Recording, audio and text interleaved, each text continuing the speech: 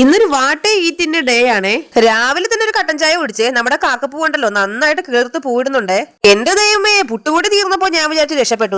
അരിയെല്ലാം കൂടെ കുതിർത്ത് വാരി ഇടുന്നുണ്ട് പൊടിക്കാൻ. ഇനി ഇവിടെ 24 മണിക്കൂർ പുട്ടായിരിക്കും എന്ന് പറഞ്ഞു തീരും മുന്നേ അമ്മ ഇഡ്ഡലി സാമ്പാറും കൊണ്ടുവന്നു. ഞായറാഴ്ച ദിവസം കണ്ടുവരുന്ന സ്ഥിരം കലാപരിപാടിയായ കുടുംബശ്രീ മീറ്റിംഗിന് പോവുകയാണ് അമ്മ വിതിരയിലേക്ക്. അച്ഛനും അമ്മയും കൊണ്ടാക്കിയിട്ട് 11 മണിക്ക് തിരിച്ച് വീട്ടിൽ വന്നപ്പോൾ റംബുത്താൻ കൊണ്ടുവന്നു. പിന്നെ അതും കഴിച്ചു.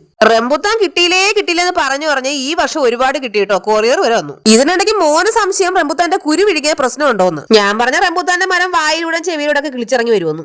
ഉച്ചയ്ക്ക് 2 മണിക്ക് ശീതോട്ട് നല്ല ഉറക്കായ സമയം നോക്കി ഞാനൊരു തേങ്ങ പൊതിക്കാൻ പോയേ. എനിക്ക് ചോറിനോടൊന്നും വലിയ താല്പര്യം ഇല്ലാത്തതുകൊണ്ട് ഉറക്കി ഉണ്ടാക്കാന്ന് വിചാരിച്ചു. എന്റെ അമ്മയുടെ ഭാഷ പറഞ്ഞ നിനക്ക് ചോറ് തിന്നാൻ കുരു കടപ്പലാരം തിന്ന് നിനക്കത് കോളായിപ്പോയി എന്നാണ് അമ്മ പറയാറ്. അച്ഛന് നന്നായിട്ട് കുതിർത്ത് അരച്ച് അതിനകത്ത് തേങ്ങയും ഉപ്പൊക്കെ ഇട്ടിട്ട് ഇതുപോലെ ഉരട്ടി ഉണ്ടാക്കണം. എന്റെ ദൈവമേ, ഇത് ഉരട്ടിയാണോ ഉപ്പുമാവാണോ എല്ലാം പൊടിഞ്ഞുപോയി. അത് പിന്നെ ഏതായാലും നമ്മൾ പൊട്ടിച്ചാണല്ലോ കഴിക്കുന്നത് അല്ലേ. ആദ്യത്തെ പാളിയെങ്കിൽ എന്താ, രണ്ടാമത്തെ അടിപൊളിയായിട്ട് കിട്ടിയിട്ടുണ്ട്. പിന്നെ അല്ല, നമ്മളിത് ഇന്നും ഇന്നലെ തുടങ്ങിയ പരിപാടിയല്ല. ഉച്ചയ്ക്ക് 2:30 മണിയായപ്പോ ഉപ്പുമാവിന്റെ ഷേപ്പിൽ ഉണ്ടാക്കി കുളമാക്കിയ ഉരട്ടി കഴിച്ചു. പാവം ചെയ്തോട്ട് സംസാരിച്ചു തുടങ്ങാത്തോണ്ട് എന്നെ തെറി വിളിച്ചില്ലെന്നേ ഉള്ളൂ. വൈകുന്നേരം ഒരു 4 മണിയായപ്പോ മഴ സുനാമിയുടെ ശബ്ദവും കടവെടുത്തുകൊണ്ട് എരിച്ചുകൊണ്ട് വന്നു. അന്നേരം ഓടിപ്പോയി തുണികളെല്ലാം പറക്കിയെടുത്തു. ഇപ്പൊ ഞങ്ങൾ കഴിച്ചുകൊണ്ടിരിക്കുന്ന സാധനത്തിന്റെ കളർ കാണുമ്പോൾ നിങ്ങൾ വിചാരിക്കും മല്ലിപ്പൊടിയാണെന്ന്. പക്ഷേ ഇത് അമ്മ വീട്ടിലില്ലാത്ത സമയങ്ങളിൽ മാത്രം ഞങ്ങൾ അടിച്ചു മാറ്റി കഴിക്കുന്ന ബൂസ്റ്റ് ആണ്. ബൂസ്റ്റ് വൈകുന്നേരം ഒരു 5:45 ആയപ്പോ ചായ കുടിക്കാൻ വേണ്ടി എടുത്തത് മാത്രം എനിക്ക് ഓർമ്മയുള്ളൂ. ശീതുട്ടി ചായ ചായ എന്നും പറഞ്ഞ് ഭയങ്കര കരച്ചിലായിരുന്നു. ചായ നിലത്ത് വെച്ചിട്ട് ഞാൻ അവളെ എടുത്തപ്പോഴും കുറുക്കന്റെ കണ്ണ് കോഴിക്കോട്ടിലെന്ന് പറയുമ്പോൾ അവളത് ആ ചായ തന്നെ നോക്കിക്കൊണ്ടിരിക്കുക. ചായയുടെ കൂടെ കഴിക്കാൻ കായോർത്തതും ഉണ്ടായിരുന്നേ.